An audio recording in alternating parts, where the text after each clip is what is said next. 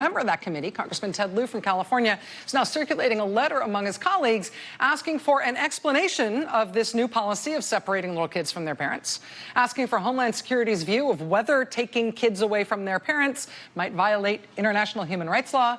He asks about Homeland Security's plans to ensure that families are someday reunified, and about Homeland Security's efforts to ensure that separated children are not placed ultimately with human traffickers.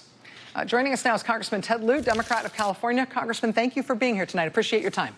Thank you, Rachel. So the president has enjoyed stoking outrage on the issue of immigration. I think that it's plain to see that he sees it as something that he can stoke all sorts of concern and particularly racially inflected rhetorical excess on the issue of immigration, and it all redounds to his benefit.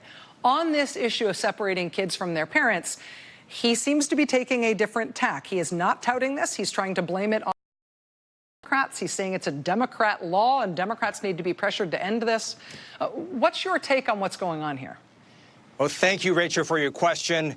You know it's got to be bad when Donald Trump won't even accept responsibility for his own administration's policy. And that's because ripping children away from their parents is completely indefensible. And the president understands that the American people put children in a different category. We want to protect children, not abuse them. I think that's why you also see the president have a different tone when he talks about DACA. I think he understands that the American people view children as separate and different. We need to be protecting them, not abusing them. In terms of the actual policy and these questions that you've posed to Secretary Nielsen about this, do you know the answers to any of these already? Do you know, in fact, whether or not there is a Homeland Security policy, there are procedures in place to ensure that these families ultimately get reunited after the U.S. government separates kids and parents? We do not. That's what's so troubling. We have heard anecdotally that you have children that are not able to be reunited with their parents. And we also want to know what is causing this change to happen. What really was a crisis they were trying to deal with? Because we haven't seen any crisis that would result in this kind of horrific policy. And the American Academy for Pediatrics issued a statement that said that when you separate children from their parents, it could disrupt their brain's architecture. It can cause something known as toxic stress, which can have lifelong consequences for the kids. And our government is doing that right now to all these children. Do you have any idea of the extent of the implementation of this policy thus far? I ask that because the immigration system broadly is so opaque. It's unaccountable, in part because it's dispersed. There's very little public-facing information that's put out by immigration authorities.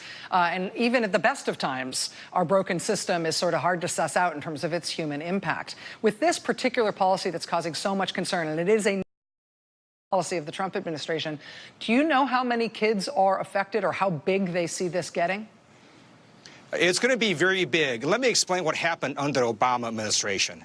When these people present themselves in these interviews, about 76%, according to the latest data, have a credible fear during their interviews of going back to their country. That means they can file an asylum claim.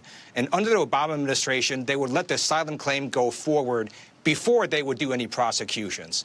Attorney General Jeff Sessions completely reversed that. He's prosecuting every single person, even if they have a legitimate asylum claim.